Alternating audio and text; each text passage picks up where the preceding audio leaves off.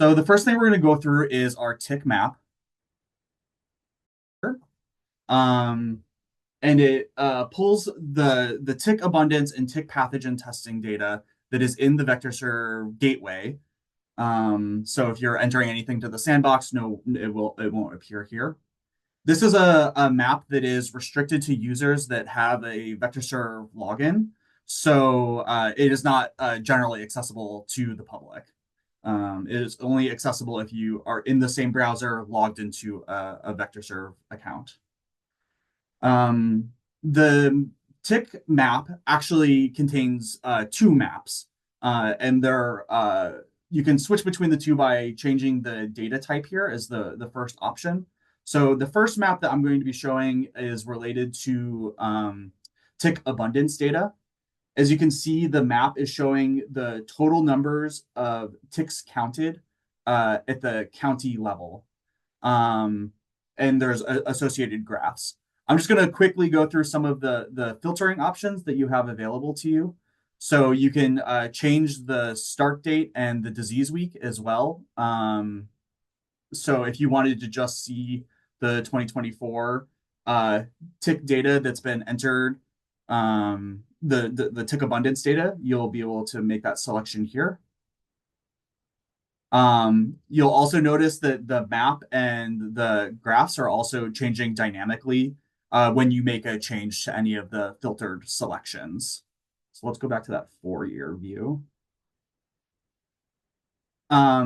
You're also able to change the state. For the purposes of this training, I'll just be focusing on California, but if you are in another state and your agency has entered in tick abundance or tick pathogen testing data, it will be a selectable option here. The other option I wanted to go over is how we aggregate the data into these spatial features on the map. So the default view here is by county. So what this is saying, if you select on any of these individual counties, so let's click on Shasta County here, it is giving you the total number of ticks counted within that county. So it's not necessarily saying that that local public health agency made that many collections. It's saying that this many ticks were collected in the county. So it could be by the local mosquito control agency. It could be by a statewide university. It could be by the state health department. It's just saying that within this county boundary, this is the number of ticks that were collected with the breakdown of species below. If you switch this to by agency, this is when it's going to filter specifically to the agency that you have selected. So it's not by the geographic area, it's by what did that agency collect. So if we go up, back up to here, we have the Shasta Mosquito and Vector Control District. So this is just showing the mosquito or the tick collections that were done by this mosquito control agency. So it depending on whatever view makes the most sense to you, if you want the total number of mosquitoes that were caught in that in your county that you represent, then you should definitely use the county view. But if you just want to see the ticks that your specific agency has collected, then you would want to use the by agency view. So we also have some filters down here by how the ticks were collected. These are dynamic and will update by state that you have selected. So within the state of California, it's saying that ticks have been collected through these methods, dragging, flagging, and ticks that were collected on humans. In other states, you might have CO2 traps or ticks collected off of animals, things like that as potential options. You can also select what specific species you want to be looking for. So if you click this dropdown, you can see that you can easily select and deselect whole genus of ticks. Um, or if you want, you can just select very specific species. Like if you want to look at the Lyme disease vector Ixodes pacificus, you can change the maps and the views to only include Ixodes pacificus. So let's go back to selecting all of them. And the last option here is related to life stage. So Obviously, the different tick life stages have different associated risks as potential vectors. It's a very common to hear that the nymphs are very high risk as disease vectors because um, a high percentage of them will have contracted a pathogen while feeding as a larvae. And nymphs are also very hard to see when doing tick checks. So they're commonly thought to be one of the life stages that is actually vectoring the most pathogens to humans. So you're able to select and deselect if you want to just look at the nymphal data. You can do that by deselecting the other options. I'm going to reselect all of these. Further down on the tick abundance map, we have two graphs here. So this is showing a breakdown of all of the ticks caught within whatever geographic space you have selected on the map. So right now, I don't have any county selected, so it's showing the breakdown for all of California, as well as a timeline for a timeline, a bar graph that shows the number of tick species that were counted per disease week here. So here we can see there was a week where there was a lot of Dermacetor caught. When you make a selection on the map, you'll see that the graphs filter to whatever selection you made on the map. So if we again select Shasta County, it will show just the data that was collected in Shasta, as well as the pie chart that breaks down the percentage of each species that was caught. So that's it for the tick abundance map. The other map that's available in this view is the tick pathogen map. So I'm going to click off of Shasta again.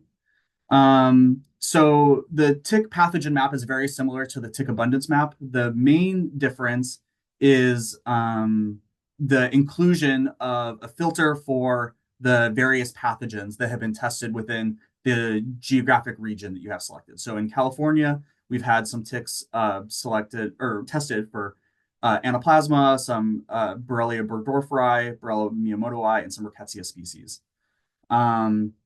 When you're in the pathogen view, there will be one additional chart down here that shows the percent positive, the percentage of pools that have tested positive for the various species that you have entered into your filter here.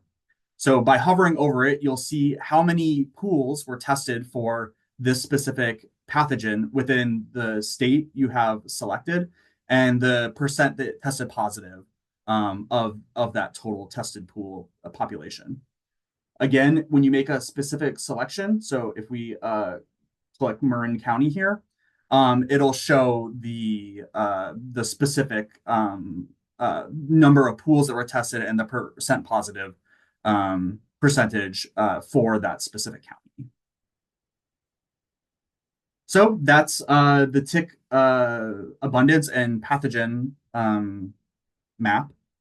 I guess we can pause here just for a second in case there's any questions. Yeah.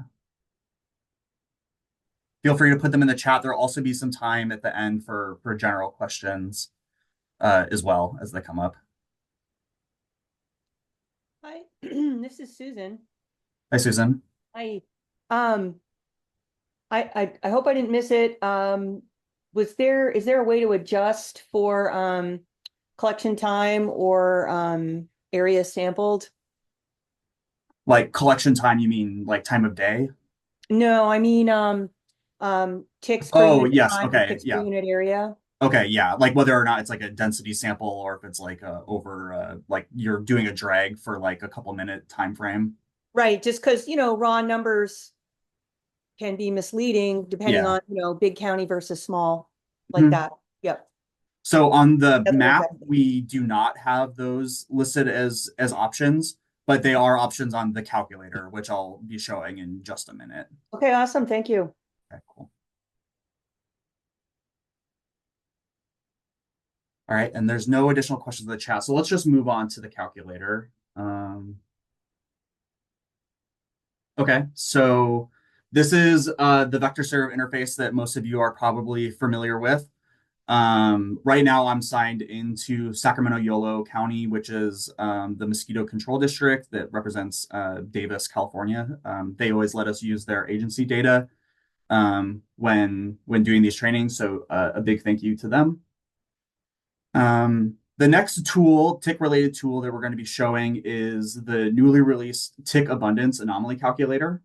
From this view, you're able to get to that calculator by going to Tools and selecting the Tick Abundance Anomaly under the calculator option.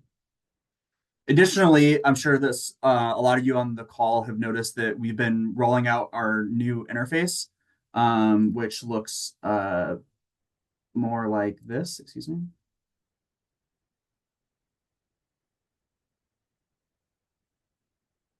It looks more like this. And the tick calculator here will be found either under the tick options. So here's the abundance anomaly calculator for ticks, or under tools, again, tools calculators. Here's the tick abundance anomaly calculator.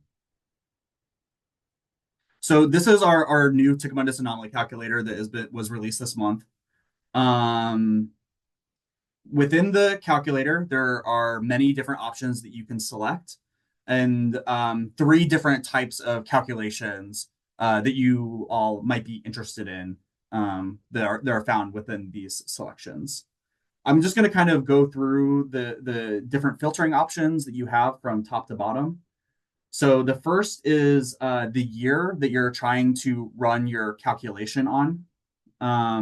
Something that I'll note is that you're only able to select 1 year at a time, but when you run the calculations, it will give you the calculation for the previous 5 years, as well as a 5-year average for the time interval that you have selected. So even though you're only selecting 1 year within this field, it's going to give you the previous 5 years worth of data as well as the average across. For the time interval, you can select month, 2 month, or quarter. This is to help represent that unlike mosquito sampling, which is regular, can be done regularly at 1 week intervals, tick collection data is normally done with a little bit more space in between each collection at each site. So we just want to make sure that data isn't being misrepresented by showing it at the disease week level rather than the disease month level. So the next field is related to calculation type. There's three different calculation types that you can do within this calculator. So here again, we're talking about the density of the ticks. So this is the number of ticks per whatever unit you're entering here. So here is per 1,000 meters squared. You can also do it in yards if that's how you're cutting your drag or sweep cloths. The next type of calculation you can do is the total number of ticks collected. So this is similar to what you would see on the abundance map, the VectorServe tick abundance map. And then the number of ticks per collection. So if you have a standardized way that you're doing each collection, this might be a good tool for you to use. To start with, I'm going to just show you an example using the density of ticks. And then if we have time, maybe I can show a different example as well. The next field shows how the mean is going to be calculated within the calculator. So for the most part, you're going to want to use an average mean type, but you can also use a geometric mean type. If you ever have a question about any of the fields shown here, at the very top, there's a question mark. Clicking on that will open up our help page, which provides a little bit of documentation on the calculator itself. And here it describes the historic mean type and shows you the ways that we calculate either the arithmetic mean or the geometric mean.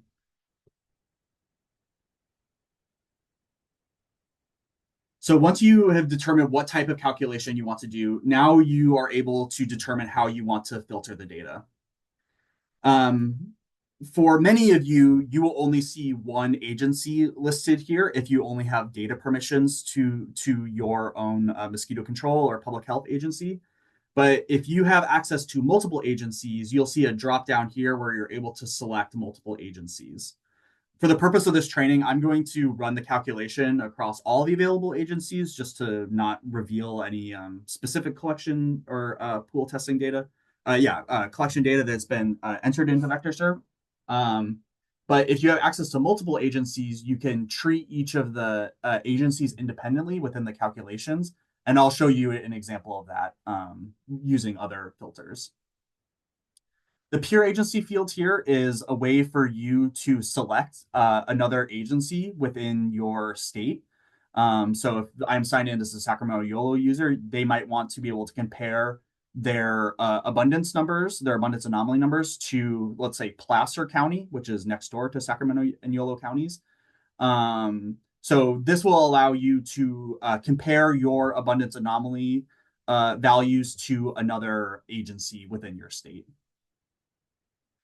The next data filter is the collection method. So for the most part, you're going to be doing drags, flags, and then as well as sweeps. These are the standardized ways in which densities of mosquitoes can accurately be counted. And for this one, we will treat each of these fields as independent when I show you the example when we run the calculator. This will just mean that the calculation is going to run once for drags and once for flags. If you left this box unchecked, it would just lump everybody together into one calculation. The next data filter that you can apply is a spatial filter. Spatial filters can be customized or can be created customly on this page. So you can easily create a rectangle to represent a specific area where you want the calculator to run. You can also add irregularly shaped polygons to the map and say, I want to run it over this area. You can also select previously created features. If you're planning on running this calculator for the same area, multiple times a year, it probably makes the most sense to create a feature, save it to the VectorServe system, and then it'll be available when you run the calculator. Features can be created if you go to under Tools, Spatial Filters, and create the spatial features here. You can also do spatial filters on groups of sites. So sites within VectorServe are pinpoint geographic locations that are supposed to represent a location. Let's say you have a grouping of sites around a very large, let's say, county park or nature reserve area where you might be doing your drags at. You can group all of those sites together and then run the calculation for that entire group of sites. Site groups can be created under sites and site groups. Regions are another way you can filter the data, and regions are created from which areas, which administrative areas does your agency currently operate under. For most of you all, this will be at the county level. So if you have created sites within a specific county, then you're able to select that geographic area to run the calculations on. So for Sacramento YOLO, they might want to run it over Sacramento and YOLO counties. And lastly, you're able to specify one particular site where you want to run the calculator for. So here we're selecting one specific site. This would be the Sacramento YOLO home office. For the purposes of the training, I'm going to run the calculator with no spatial filtering at all. You're also able to filter the data based on the environmental conditions that were present at the time where you did the drag or the flag. Maybe you want to exclude certain collections if they had various levels of humidity, wind speed, or temperature because you believe it might be impacting how the ticks are questing under those environmental conditions. So you're able to set min and max values for these three with the various units to filter out drags that might have happened under unusual environmental conditions. You're also able to filter out collections if you found the ground to be dry, moist, or wet. If there was different levels of sunlight applied to the region where you were dragging, the different vegetation levels, and the population levels. One thing I'll note is that these are multi-select fields, so you can select more than one, and it'll filter the data to only include collections that occurred at grass, leaf litter, or brush, as you might want to exclude burn area, rock, and wood because the ticks in those areas might have different questing behaviors, or they might systematically have lower counts. The other filtering options at the bottom here are related to the specimens and the state of the ticks that were collected. So as an example, I'm going to select two common tick species found here in the West, Dermacetor variabilis and Ixodes pacificus, which is the potential Lyme vector on the Western seaboard. I'm going to treat these collections independently or individually. So the system, when it runs its calculators, will do one set of calculations for Dermacetor variabilis and one set of calculations for Ixodes pacificus. You can also set the stage, the sex and life stage that you would like to be considered within the calculation. So let's say we want to do nymph and female because we think that those are the most important vectors of the pathogens in our area. I'm going to also set this to run individually. So I'll do one set of calculations for females and one set of calculations for nymphs. You can also set data filters for whether or not the ticks were attached and whether or not they were blood fed. These are the various data filtering options that are available. Once set, you'll be able to run the calculation at the bottom. You'll see that the number of calculations that are running is set to 8. And that's because we've decided to run the calculator with some of these fields being set to run them individually. So the sex stage, the species, and the collection method here, that's going to lead to 8 different calculations that are being run and are shown in this table. You're able to download the table, which might be a better way to view this. So I'm going to download this, and it will download to this file format. So XLSX will open in an Excel file.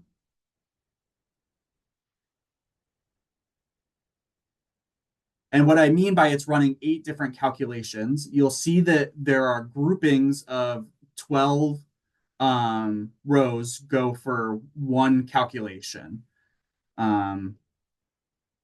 So the first 12 rows here represent the drag Dermacentor variabilis females. The next set of 12 are the flag Dermacentor females. The next is the drag Ixodes female. So all the different permutations that you selected to run in the calculator will now be within this Excel file. Because we ran the density, it's giving you the scale of the density here. One thing to note is that Excel will sometimes change dates on you. So these from and to values, it might be a numeric, but it can easily be switched to a date. And then the values that it's providing is the density calculation for the year that you have selected, so 2024. Here are the mean, the average values. So you have your average, your 5-year average, the percentage change from 2024 to the average, and the number of years within the average, as well as the year specific values that are going into that average value. So this is a tabular way to view the calculation, but we also provide graphs, interactive graphs. that can be produced for each type of calculation. So if you look on the y-axis here, you'll see that we're looking at the number of ticks collected per 1,000 square meters. So that's our density calculation, as well as the time frame for the various years and mean that we have selected here. So you'll notice that the points are at the midpoint of each month. So the first point is for January, February, March. And each line represents either a specific year, the mean, or the additional years that are included within this 5-year average or mean. You can select or deselect years, and that will produce those lines on the graph. And you can also download a screenshot of this chart if you want to use it within a presentation, or if you have a report to write. This is like an easy way to produce graphs for your reports. Also, because we do the calculations independently for the various filters, you'll notice there's actually 8 graphs produced. So this first graph is for multiple agencies, because I selected multiple agencies for all the spatial features for dregs, dermacenter variabilis for female. If you go to the next chart, it'll be the dermacenter variabilis females again, but this time it's the chart and the data for the flags. The next would be Ixodes pacificus, and it'll produce a graph for each of the independent calculations that you had selected in the filter options. Okay, that is it for the tick abundance anomaly calculator, and we can pause here for a minute for questions if they've come up or if there's any questions in the chat. Otherwise, we'll also have some time. We'll also have some time at the end for questions as well.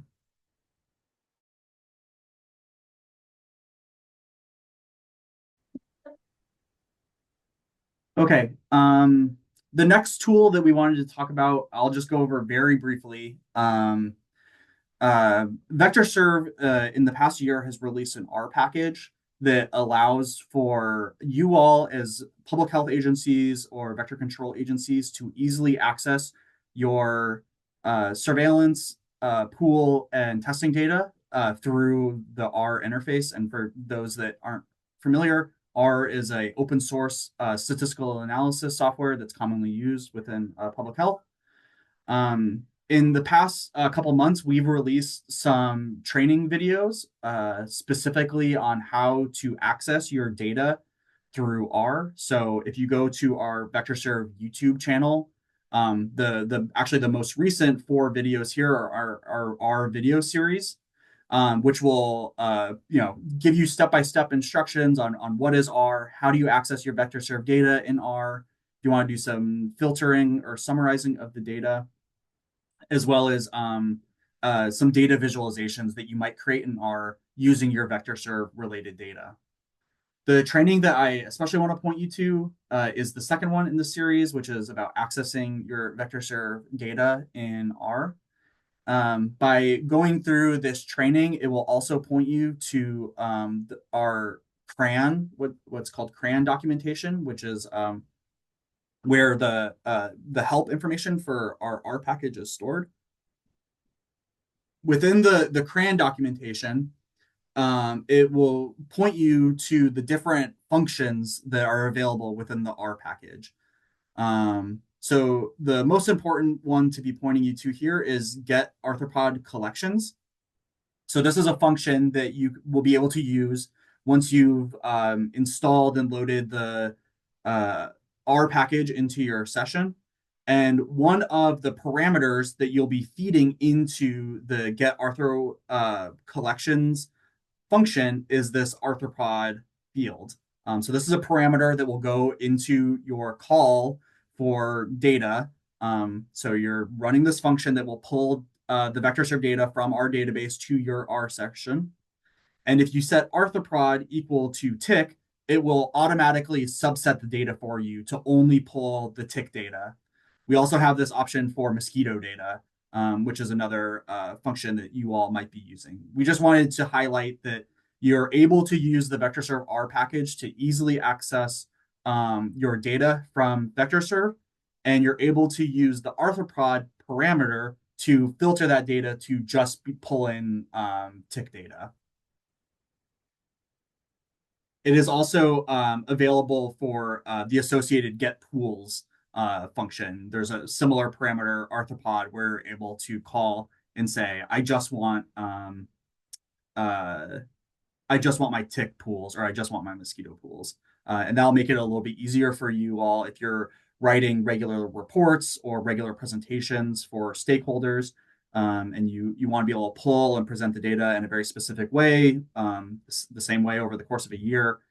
Getting something like this set up in R can save you a lot of time to pull the data down, get it presented the way you want it, and then create your visualizations for your reports.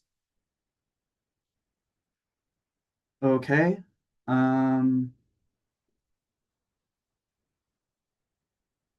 So that is it for our tick tools.